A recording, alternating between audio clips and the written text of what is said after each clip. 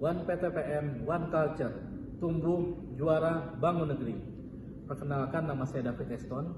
Jabatan saya saat ini adalah Asisten Pemasaran Komoditi.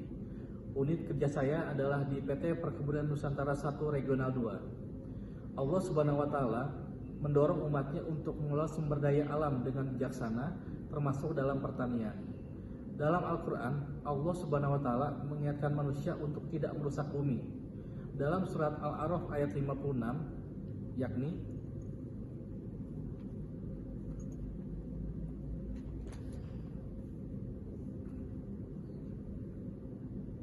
A'udzu billahi minasyaitonir rajim. Bismillahirrahmanirrahim. Wala tufsidu fil ardi ba'da islahiha wad'uhu khawfan wa tama'a.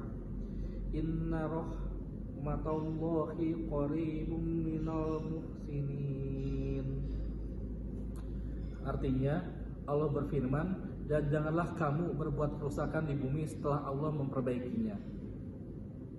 Ayat ini menunjukkan bahwa pertanian harus dilakukan dengan cara yang ramah lingkungan dan berkelanjutan, menjaga keseimbangan ekosistem untuk generasi mendatang. Berbagai teknologi pertanian yang berkembang dapat dikaji terlebih dahulu terkait pola pengelolaannya. Sebaiknya teknologi yang digunakan tidak menimbulkan kerusakan di muka bumi. Usaha perkebunan adalah usaha yang meliputi kebun dan pabrik yang bekerja sesuai dengan sistem yang baku, sehingga membentuk komunitas dan berinteraksi dengan lingkungan sekitar. Adapun karakteristik dari usaha perkebunan adalah yang pertama, yakni menghasilkan produk atau komoditas. Yang kedua adalah penyedia bahan baku. Yang ketiga adalah pengolahan bahan baku menjadi produk. Yang keempat, pemasaran produk. Dan yang terakhir adalah secara spesifik meliputi kawasan atau wilayah. Selanjutnya, fungsi dari perkebunan itu sendiri adalah yang pertama, yakni adalah ekonomi, yaitu peningkatan kemakmuran dan kesejahteraan rakyat, serta penguatan struktur ekonomi wilayah dan nasional. Yang kedua adalah ekologi, yaitu peningkatan konservasi tanah dan air, penyerapan karbon, penyedia oksigen, dan penjaga kawasan lingkungan. Dan yang ketiga adalah sosial budaya, yaitu sebagai perekat dan pemersatu bangsa. Dalam usaha perkebunan, pastinya terdapat pokok-pokok permasalahan. Adapun pokok-pokok permasalahan yang biasa dialami adalah yang pertama, yakni produktivitas dan kualitas produk pada on-farm masih rendah. Yang kedua, sentra produksi on-farm tersebar di daerah. Yang ketiga, persaingan bahan baku yang relatif kurang sehat. Yang keempat, industri pengolahan atau off-farm belum berkembang. Yang kelima, pajak dan berbagai pungutan yang menyebabkan biaya ekonomi yang tinggi. Yang keenam, kualitas dan komitmen SDM perkebunan relatif masih rendah. Dan yang terakhir adalah tekanan isu-isu global. Agar pokok-pokok permasalahan usaha perkebunan yang saya sampaikan di atas tadi dapat diatasi, maka diperlukan sistem perencanaan dan pengendalian manajemen. Sistem perencanaan pengendalian manajemen adalah suatu sistem terintegrasi antara perencanaan, proses, strategi, penganggaran, pencatatan, pertanggungjawaban dalam menjalankan organisasi agar perusahaan dapat mencapai tujuan secara efektif dan efisien.